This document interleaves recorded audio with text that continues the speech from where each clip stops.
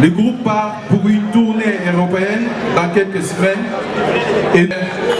Est-ce qu'on peut applaudir le groupe, s'il vous plaît? Pour la paix et l'unité de l'Europe.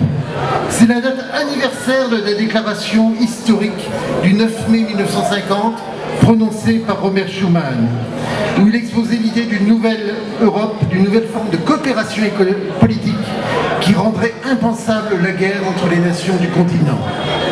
La déclaration de Robert Schuman est considérée comme l'acte de naissance de ce qui est aujourd'hui l'Union européenne. Cette année, c'est à travers la création artistique que nous célébrons ce 9 mai. Et je voudrais remercier particulièrement ceux qui, comme Néo, nous ont aidés à organiser cet événement et ceux qui ont eu la résilience de supporter cette petite pluie qui a nécessité beaucoup d'organisation. Et je dis donc bravo à toute l'organisation de cette soirée. Nous nous retrouvons autour de la culture et des arts qu'un groupe, une nation peut se reconnaître ou engager le dialogue avec les autres sans préjugés et sans hostilité. C'est ce que nous souhaitons vraiment partager avec vous ce soir. C'est donc la célébration de valeurs communes et de relations amicales, fraternelles entre la République démocratique du Congo et l'Union européenne. Ce soir, pour notre fête de l'Europe, dans ce très beau lieu qu'est le Musée national. Je sais que vous avez fait beaucoup d'efforts pour arriver et donc je sais que vous êtes des privilégiés d'être ici avec nous ce soir. J'espère que vous comprendrez aussi mon émotion puisque c'est sans doute le dernier discours du 9 mai que je prononcerai ici à Kinshasa et donc je suis un petit peu touché au cœur par le fait que je vais bientôt vous quitter. Batata, Bandeko, Beauté. Beauté Lisusu, Natombeli Bino Nyonso, Boyeyi Malamu. Chers invités, bonsoir. Encore une fois, bonsoir.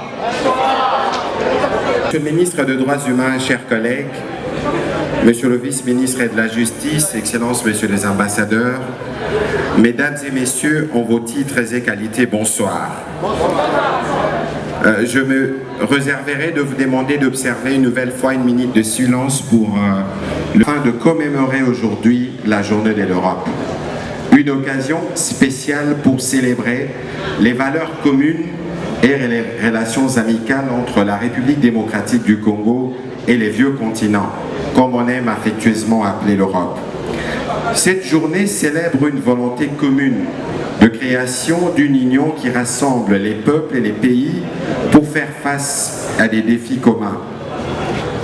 Aujourd'hui, 73 ans plus tard, vous avez réussi à construire un nouvel ensemble qui est devenu un symbole d'unité dans la diversité et qui incarne le principe fondamentaux de paix, de solidarité et de prospérité partagée. Ces valeurs, Jean-Marc les disait tout à l'heure, sont au cœur de notre coopération avec l'Union européenne. Elles nous guident depuis des années dans notre parcours commun. Car c'est cette quête d'unité, de rassemblement des peuples qui a toujours animé le président de la République, son Excellence Félix-Antoine Tshisekedi Tshilombo. Cette quête, disais-je, est confrontée aujourd'hui à l'attitude inutilement belliqueuse et expansionniste du président rwandais Paul Kagame qui pense pouvoir par la guerre et par la violence parvenir à ses fins. Mais ce n'est pas ces comportements rétrogrades qui va entraver la volonté de la République démocratique du Congo de jouer son rôle des grandeurs en étant la locomotive du développement de l'Afrique centrale d'abord, mais aussi de toute l'Afrique. Entre nous-mêmes. C'est dans cet ordre qu'il faut situer la participation de la République démocratique. Peut-être dépeinte que sous les prismes de la guerre, de la violence et des drames, notamment sa jeunesse si chaque Jean-Marc Châtaignier qui va me contredire. L'expression changement de narratif m'a été essentiellement, on parle des violences.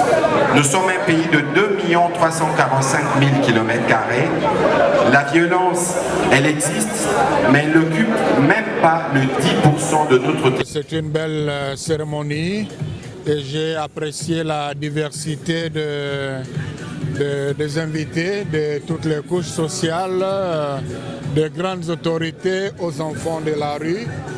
J'ai apprécié les mots de l'ambassadeur qui a pris en compte les grandes préoccupations du pays.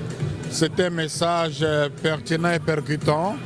J'étais content que ce soit dit devant les hautes autorités du pays qui peuvent en tenir compte pour un Congo plus beau qu'avant. C'est un drame humanitaire. Face à un drame humanitaire, on a besoin des actes, des actions plus que des intentions.